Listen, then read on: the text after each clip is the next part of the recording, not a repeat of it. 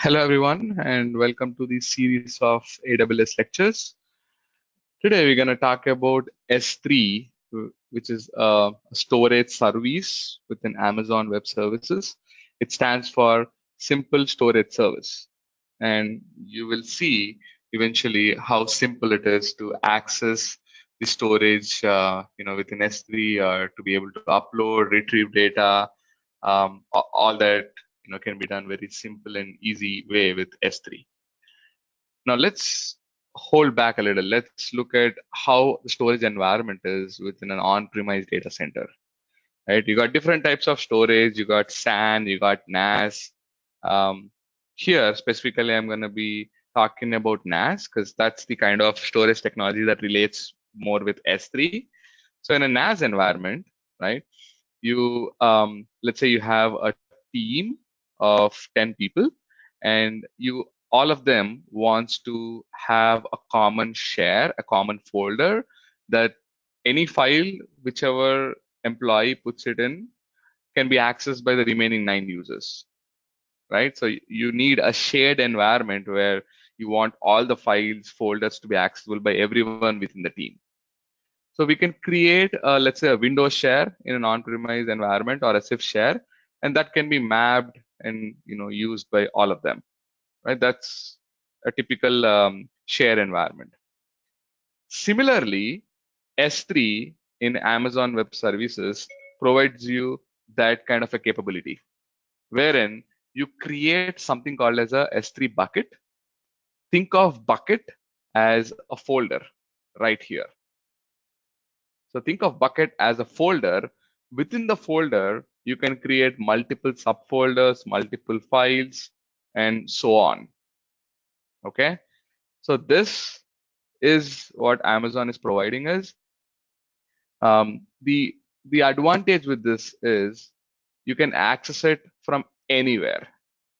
All you need is an internet connection, right? This is an added advantage over an on-premise. Right? Typically, because on-premise, you that's restricted, and you would need to get into a VPN tunnel to be able to access it. It's not accessible from anywhere. You probably may need your office provided desktop or laptop to be able to do that.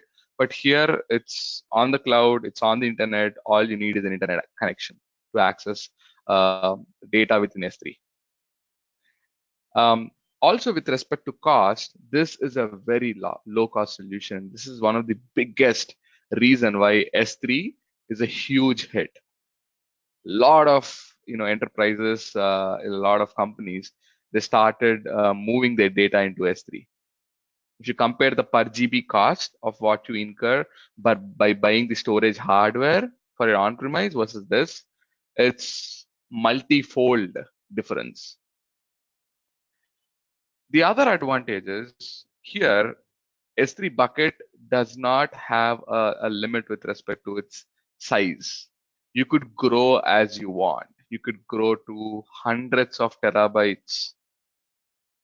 You could start, just with let's say a terabyte of data, and you can, as you keep on adding data, the bucket size will grow.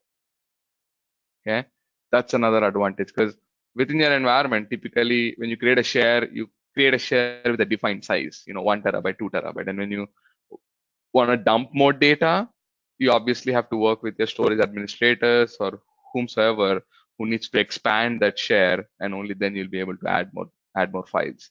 Here, that's not the case. It expands dynamically.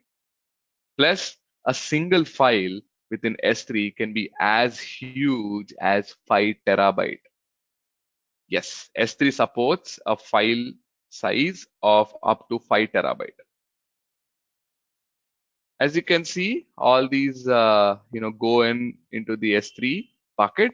Now, let's say you have a file that you want to copy over to the S3 bucket. There are multiple ways you can do it. You can do it through your S3 browser. There is a S3 utility that you can download a client on your desktop, and you can push files through that. You can map the S3 bucket as a drive within your Windows and then copy it, or you could also do it through CLI if it's a Linux server that you want to copy the files from. So you got all these different access points that you can use.